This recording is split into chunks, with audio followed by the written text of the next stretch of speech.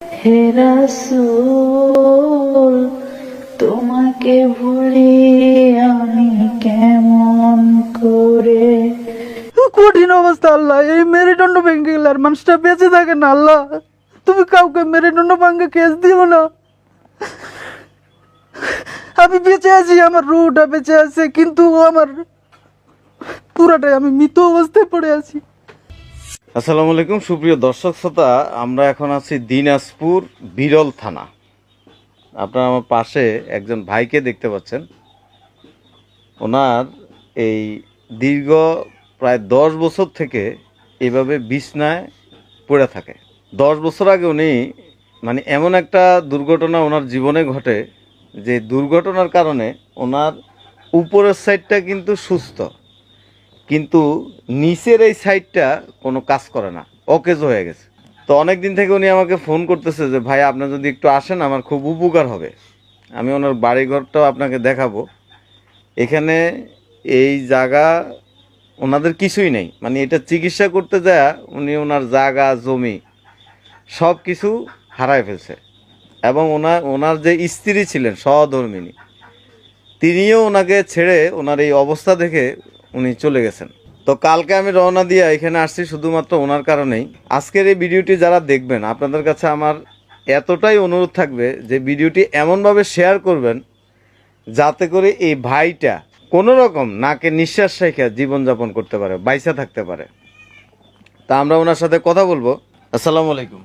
ওয়ালাইকুম আসসালাম ওয়া রাহমাতুল্লাহি ওয়া বারাকাতুহু। আসসালামু আলাইকুম ওয়া রাহমাতুল্লাহি ওয়া বারাকাতুহু। ওয়ালাইকুম আসসালাম। কি নাম আপনার? আমার নাম মোহাম্মদ ইউনুস আলী। আচ্ছা, কি সমস্যা একটু বলেন। আমি ডাব গাছ থেকে পড়ে আমার মেরুদণ্ড ভেঙে গেছে। আচ্ছা, মেরুদণ্ড ভাঙার পরে এটা কত বছর আগে? এটা 9 বছর 5 মাস হলো, ধরেন 10 বছর। 10 বছর। আচ্ছা, তো নাভি থেকে আমার পাগুলা অবশ হয়ে গেছে। নাভি বরাবর আমার মেরুদণ্ডটা ভাঙার পরে আমার নাভি থেকে আবার পাগুলা অবশ হয়ে গেছে। আচ্ছা, অবশ হওয়ার পরে অপারেশন করছি, রোড লাগানো আছে। দেহটা আমার দুটো ভাগ করে দিচ্ছে ডাক্তারে। এখন রোড দিয়ে উপরের দেহটা আমার উঠানো, নিচে কোনো আমার সংযোগ নেই। আচ্ছা, এমন তো অবস্থায় আমার এই শুয়ে থেকে আমার কোমরে উড়ুতে বড় বড় বড় বড় ঘা হয়েছে। আচ্ছা, এই ঘাগুলা আমি সামাল করার মতো আমার কোনো সমর্থন নেই। আমি এই ঘাওয়ের পিছনে ট্রিটমেন্ট করতে করতে আমার জীবনের সব উপার্জন যা ছিল এবং ভিটা বাড়ি সহ বিক্রি করে আমি আমার সব শেষ করছি। কিন্তু এখন আর আমার কোনো উপায় নেই। এই ঘাগুলা নিয়ে আমি খুব বিপদে আছি। আসলে অসুখ বিসুখ বালা মুসিবত এগুলা আল্লাহর তরফ থেকে হয়তোবা আসে, আমার জন্য হয়তোবা পরীক্ষা হতে পারে। কিন্তু আমার এই নিচের অংশটা যে চলে গেছে, আমি সর্বক্ষণ এই বিছানায় শুয়ে আমার মৃত্যুর যন্ত্রণা আমার কাতরাতে হয়। অনর্গল আমার এই মৃত্যু যন্ত্রণাতে আমার সবসময় মৃত্যুর যন্ত্রণা কষ্ট ভোগ করতে হচ্ছে। এমন অবস্থায় আমি এখানে পড়ে আছি, কেউ নাই যে আমার পাশে দাঁড়াবে। এই এলাকার যে অবস্থা, এটা একটা বর্ডার সাইড। এখানে দুই একটা বসতি আছে, খুব ফাঁকে ফাঁকে দূর দূরান্তয়। কিন্তু এখানে যে কটা বসতি আছে এরা কেউ ধনী প্রভাবশালী নয়। এরা যে আমাকে সাহায্য করবে এরকম ওদের মতো কোনো সমর্থন নেই। এমন একটা এলাকায় আমি পড়ে আছি। আজকে দীর্ঘদিন যাবৎ পড়ে থেকে আজকে আমি আর পারছি না কষ্ট সহ্য করতে। লাস্টে আমি এই ভাইকে, এই দিনী ভাইয়ের ভিডিওগুলো দেখে আমার খুব ভালো লাগে। তখন ওনাকে আমি ডাক দিয়ে আনছি আমার এই মনের দুঃখগুলো বলার জন্য।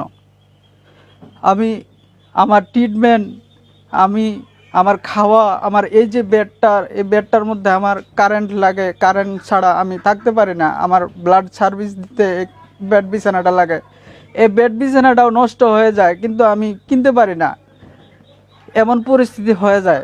তখন এই বেড বিছানা ছাড়া থাকলে আমার গাগুলা বেড়ে যায়। একদিন যদি আমি এই বেড বিছানার কষ্টে যদি আমি থাকি, তাহলে দেখা যায় যে 6 মাসও আমার গাগুলা ভালো হয় না। এমন অবস্থায় আমি থাকি। ট্রিটমেন্ট করব আমার সম্বল নেই, খাবো আমার সম্বল নেই। এক সন্ধ্যা খাইলে আরেক সন্ধ্যা খাওয়ার টেনশন, নিজের ট্রিটমেন্টের টেনশন। এবং আমি যে জায়গায় আছি, এই জায়গাটা আমাকে দয়া করে একজন থাকতে দিছে। আমার ঘর বাড়ি সহকারে সর্বহারা। এখন আমি যে অবস্থায় পড়ে আছি আপনারা তো সবাই দেখতেছেন আমি কি অবস্থায় আছি, আপনারা এটা বাস্তবেই দেখতেছেন যে আমি কি অবস্থায় পড়ে আছি, আমি কতটা কষ্টে পড়ে আছি। আল্লাহর কাছে দোয়া করি, আল্লাহ পৃথিবীতে তুমি কাউকে তুমি এর মেরুদণ্ড ভাঙা কেস দিও না। আল্লাহ আল্লাহ মেরুদণ্ড ভাঙা কেস, কঠিন অবস্থা আল্লাহ, এই মেরুদণ্ড ভেঙে গেলে আর মানুষটা বেঁচে থাকে না। আল্লাহ তুমি কাউকে মেরুদণ্ড ভাঙা কেস দিও না। আমি বেঁচে আছি, আমার রুটা বেঁচে আছে, কিন্তু আমার পুরাটাই আমি মৃত অবস্থায় পড়ে আছি।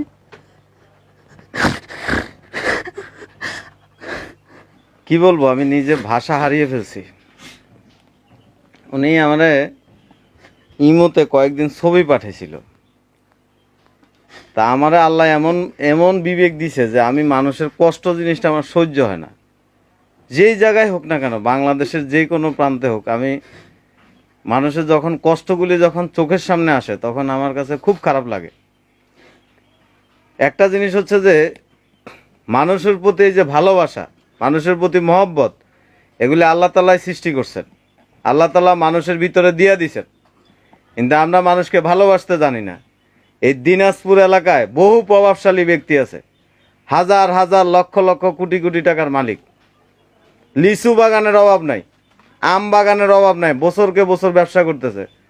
অথচ এই দিনাজপুর এলাকায় একজন ব্যক্তি বিছনায় আজকে 10টা বছর শুয়ে আছে, 10টা বছর কষ্টে জীবনযাপন করতেছে, চোখের পানি ফালাচ্ছে, দেখার মতো কেউই নাই।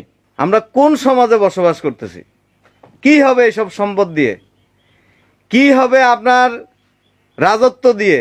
কি হবে আপনার ক্ষমতা দিয়ে? কিছুই হবে না। সম্পদ আমরা জমায়ে রাখতেছি, সম্পদ আপনাকে মুক্তি দিতে পারবে না হাসরের ময়দানে, জান্নাতে নিতে পারবে না। জান্নাতে যাওয়ার জন্য আপনার দরকার হচ্ছে যে আপনার ঈমান, আপনার আমল, আপনার ভালোবাসা।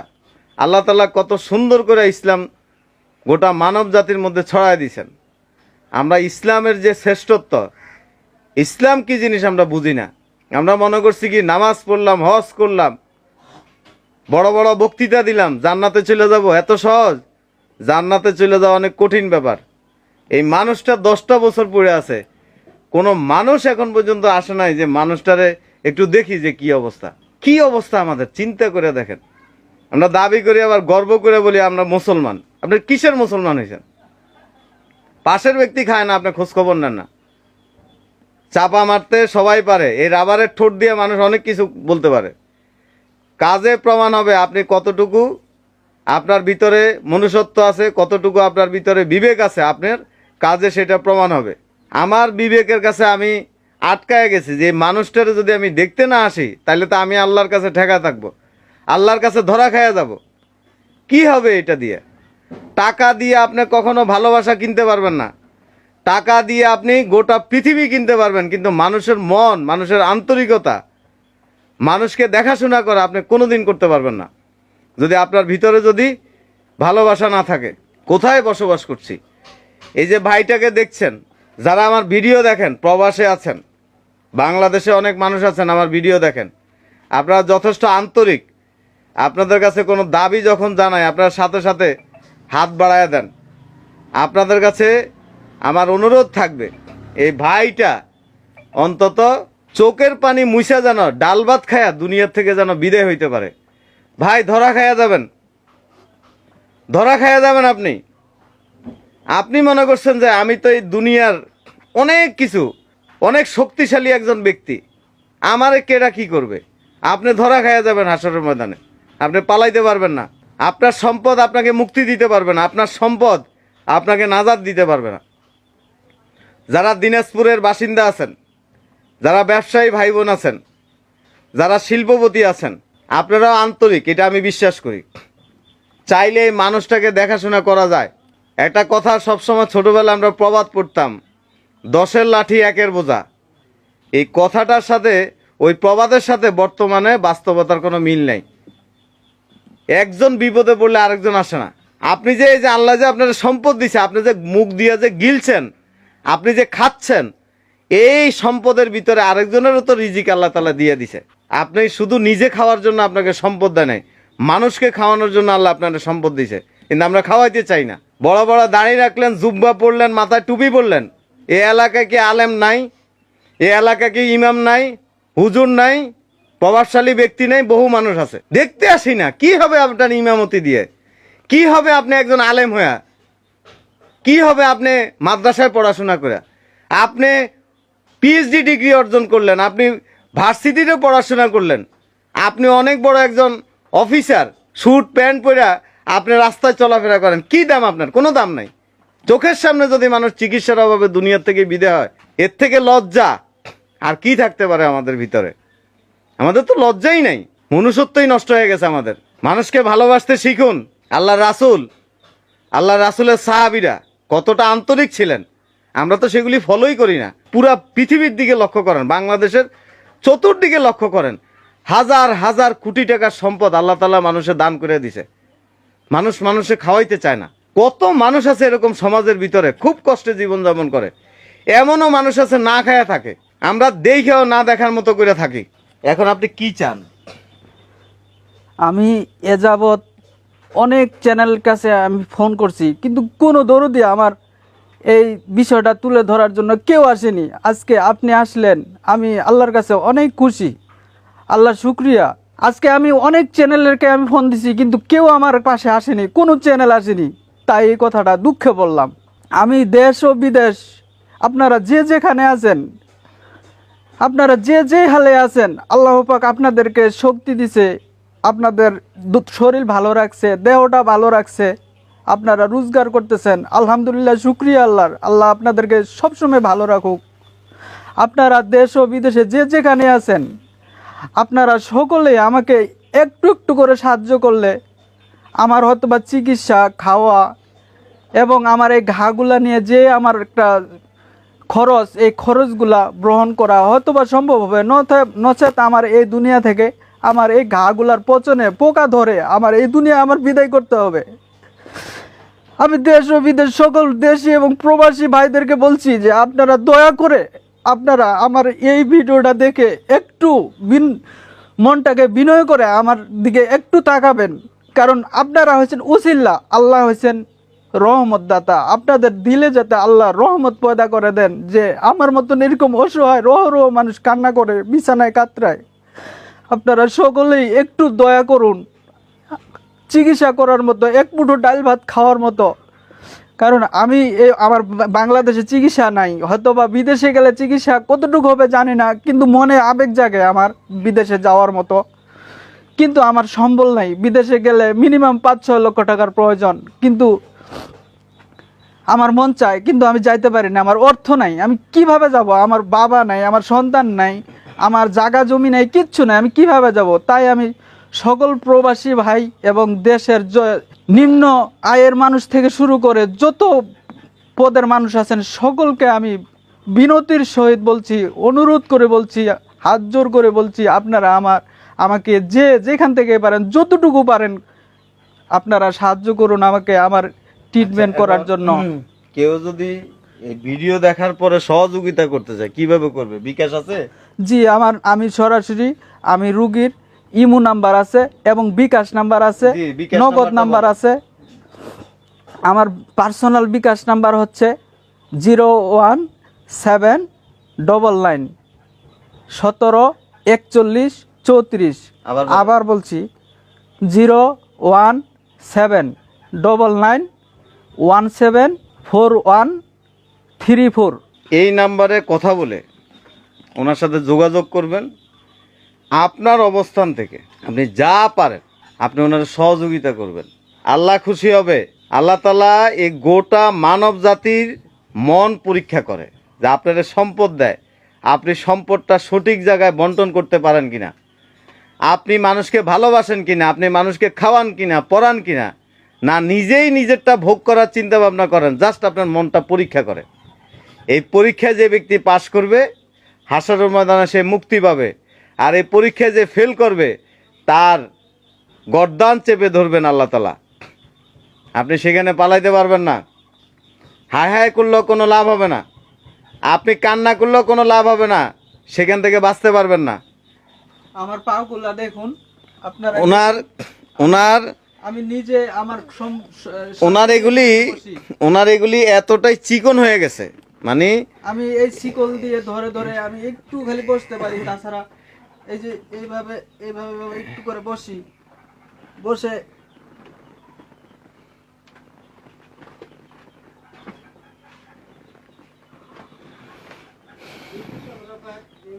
ওনার এই যে এই সাইড কিছুই নাই, মানে এগুলি সব ড্যামেজ হয়ে গেছে, এগুলিতে কোনো কাজ করে না, অকেজো। এই শুধু ভিতরে রুটা আছে আর কিছুই নেই। আল্লাহ ওনাকে কষ্ট দিচ্ছেন, উনি কষ্ট পাচ্ছেন, আল্লাহ ভালো জানেন। আল্লাহ যদি ওনাকে এই দীর্ঘ 10 বছর যে কষ্ট দিচ্ছেন, এই কষ্টটাই হইতে পারে ওনার জন্য বড় আকারের ইমানি পরীক্ষা। এই পরীক্ষায় যদি তিনি পাশ করেন, অবশ্যই তিনি আল্লাহর কাছ থেকে পুরস্কার পাবেন। এই যে বেড, এটা হচ্ছে ইলেকট্রিক বেল্ট। ওনার শরীরের ভিতরে পোকা ধরে গেছে, পছন্দ ধরে গেছে। এই বেডটা যদি স্বাভাবিক থাকে তাহলে উনি সুস্থ থাকবে। এটা ইলেকট্রিক এক ধরনের বেড। এই বেডটাও নষ্ট হয়ে যায় কয়দিন পর পর। এগুলির দাম কেমন বেডগুলির? এগুলো একটু ভালোর মধ্যে নিলে 4500 থেকে 5,500-এর মধ্যে ভালো হয়। 4,500 থেকে 5,500 টাকা। 5,500 টাকা। এই বেডের দাম হচ্ছে 4,500 থেকে 5,000 টাকা। এটা একটু ভালোর মধ্যে। ভালোর মধ্যে কোনো হৃদয়বান ব্যক্তি যদি থাকেন, 2-4-5টা বেড কিন্তু কিনে দিতে পারেন। কারণ উনি এখান থেকে এখানে খায়, এখানে প্রস্রাব করে, এখানে পায়খানা করে, এখানে ওনার সব কিছু। 4,500 5,500 টাকা বেশি টাকা না, সামান্য টাকা। বহু ছেলেপেলে আছেন আমার বয়সের, আমার থেকে কম বয়সের, প্রেম করেন, হাজার হাজার টাকা গার্লফ্রেন্ডের পিছনে নষ্ট করেন। অনেক ভাইয়েরা আছেন মদ খান, জুয়া খেলেন। এই টাকাগুলি এই সমস্ত মানুষকে খাওয়ান, আল্লাহ খুশি হবে। আল্লাহ আপনার জীবনের সমস্ত গুনাহ মাফ করে দিবে যদি আপনি এই সমস্ত মানুষের দিকে তাকান। এই বেডটা ওনারে চাইলে অনেকে কিনে দিতে পারেন। আমি এখানে বলে যাচ্ছি, আল্লাহ যদি আমার বাসায় রাখে, আমি ঢাকা যাই ওনার একটা বেড এরকম কিনে দিব। আপনি ওইভাবে চিন্তা করেন, তাইলে আপনি করতে পারবেন। আর চিন্তা না করলে আপনি পারবেন না কখনো। আল্লাহ আমাদের সবাইকে এ ধরনের মানুষের পাশে দাঁড়ানোর তৌফিক দান করুক। আল্লাহ আমাদের সবাইকে ভালো রাখুক, সুস্থ রাখুক। আর কিছু বলবেন? আমার আর বলার কিছু নাই। আমি দেশ এবং বিদেশে সকলের কাছে আমার মনের যে আবেগ, দুঃখটা, এটা আমি প্রকাশ করলাম। আল্লাহর রহমত হলে আপনারা সকলেই আমার পাশে দাঁড়াবেন। আমি এটাই আশা করছি যে দুনিয়ায় যে আমি যে কষ্টটা করতেছি, এজন্য আমার জন্য সকলে দোয়া করবেন, যাতে করে আমি সবুর নিতে পারি। আল্লাহর এই পরীক্ষায় যেন আমাকে আল্লাহ যেন সবুর দান করেন, এবং আল্লাহ যে কয়দিন আমাকে বাঁচায় রাখছে, যাতে নেক হায়াতে তাইবা দান করেন, এবং এই কষ্ট থেকে আল্লাহ পাক যেন আমাকে মুক্তি দেন। সকলে আমার জন্য দোয়া করবেন, এবং যে যেভাবে আছেন সকলেই আমার সালাম দিবেন। আসসালামু আলাইকুম ওয়া রাহমাতুল্লাহি ওয়া বারাকাতুহু। আপনি সহযোগিতা করতে না পারলে ভিডিওটি শেয়ার দিবেন, এটাই আপনাদের কাছে আমার অনুরোধ। আমি যদি ঢাকার থেকে দিনাজপুর এসে যদি এই ব্যক্তির পাশে দাঁড়াইতে পারি, আপনি যখন মোবাইলটা হাতে নেবেন, আপনি ওইখানে বসে ওনার ভিডিওটা শেয়ার দিতে পারবেন, যদি আপনার ইচ্ছা থাকে। আর যদি ইচ্ছা না থাকে তাহলে তো আপনি দিবেন না। আপনার ভিতরে মনুষ্যত্ব, বিবেক যাদের নাই তারা এগুলি করে না। তো আর বেশি কিছু বলার নাই। আসসালামু আলাইকুম ওয়া রাহমাতুল্লাহি ওয়া বারাকাতুহু।